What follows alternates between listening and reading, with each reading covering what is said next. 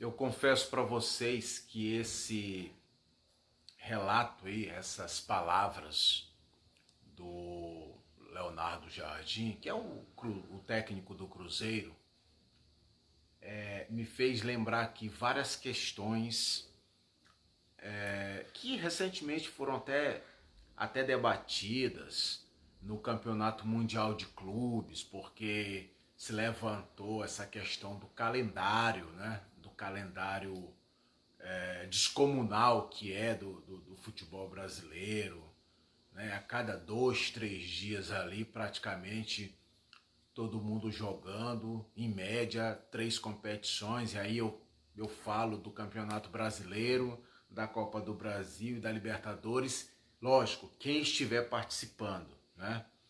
Porque a gente sabe também que existe vamos dizer assim, outras competições a nível, a nível nacional, como por exemplo a Copa do Nordeste, onde os times, logicamente, dessa região estão envolvidos,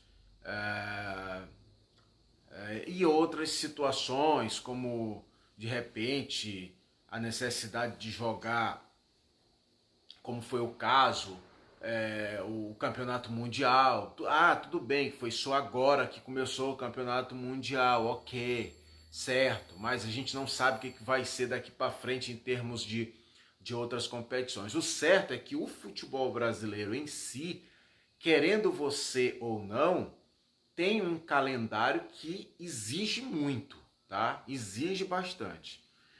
E antes que vocês digam, porque a gente está o tempo todo, eu pelo menos escuto aqui direto, a associação de que esses caras ganham mesmo muito, ganham milhões e eles têm mais é que jogar mesmo, porque só fazem isso e não tem que estar reclamando e vida que segue e pronto, e acabou a história.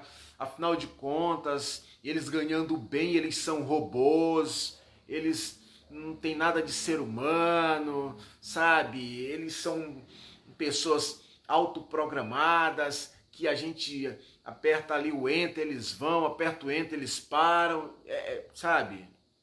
Tirando aqui um certo exagero da minha parte para tentar, né, satirizar essa situação, mas a gente tem sim esse hábito de associar de que quem ganha muito ou ganha milhões precisa fazer algo descomunal. E isso não é verdade. Porque se assim for, o cara que é salariado, que ganha um salário mínimo, ele só tem que ir um dia da semana para o trabalho. Vamos fazer então essa analogia, né? Seria mais ou menos isso, tá? E, consequentemente, esse cara que ganha só um salário mínimo não deveria ser cobrado em hipótese alguma, porque ele ganha apenas um salário mínimo. E a gente sabe que na prática não é assim que as coisas funcionam.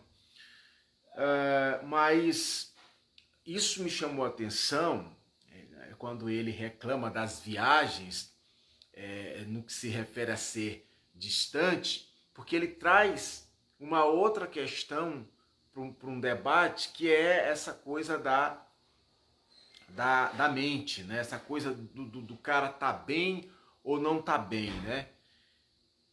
Bem, isso vai, eu acredito que isso vai variar muito de pessoa para pessoa, no caso de jogador para jogador e até mesmo de técnico para técnico.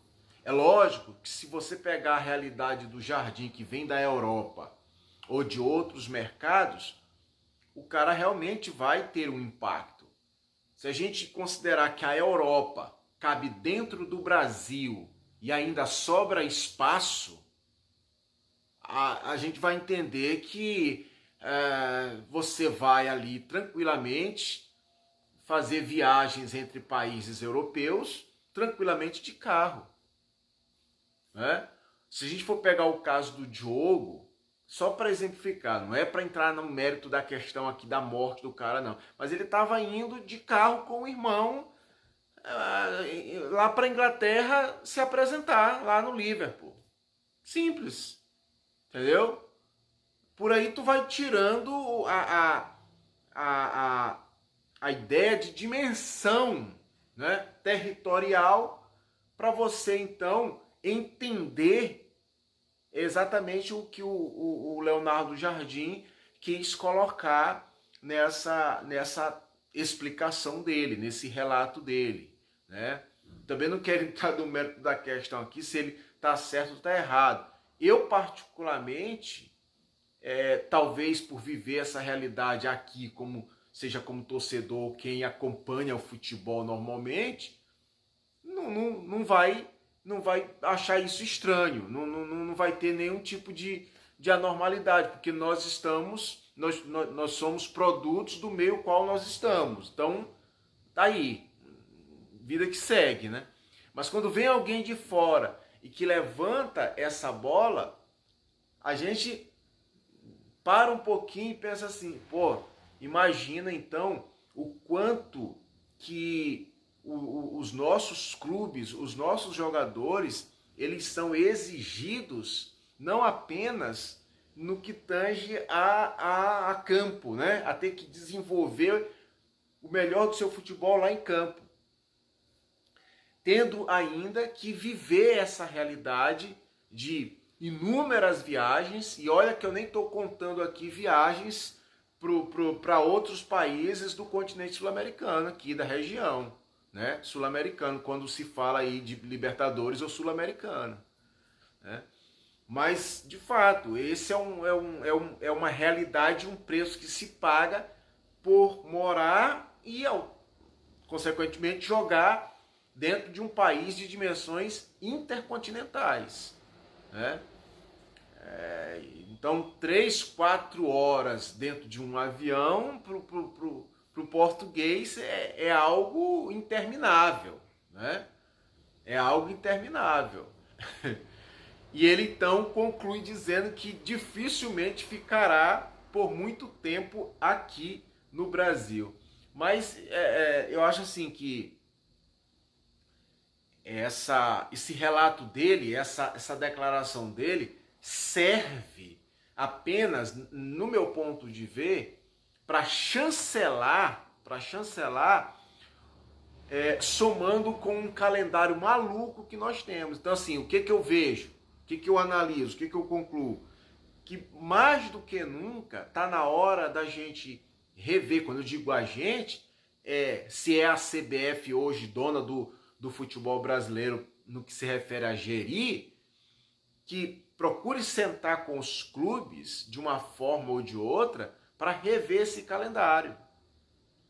E se vai ser Libra ou LFU que vai gerir daqui a pouco o Campeonato Brasileiro, que também possam sentar para rever esse calendário. Porque quando tu vai somando tudo, aí o pacote é grande. Se fosse só a viagem, nada a ver, tranquilo. A questão é quando tu vai somando um monte de penduricalhos, e aí lá na frente você tem um pacote enorme que vai ter sim consequências de várias formas, tá? De várias formas. Mas é isso. Coloca aí a tua opinião, vê o que tu acha disso aí, pra gente aumentar esse debate. Beleza? Tranquilo? Valeu. Abraço.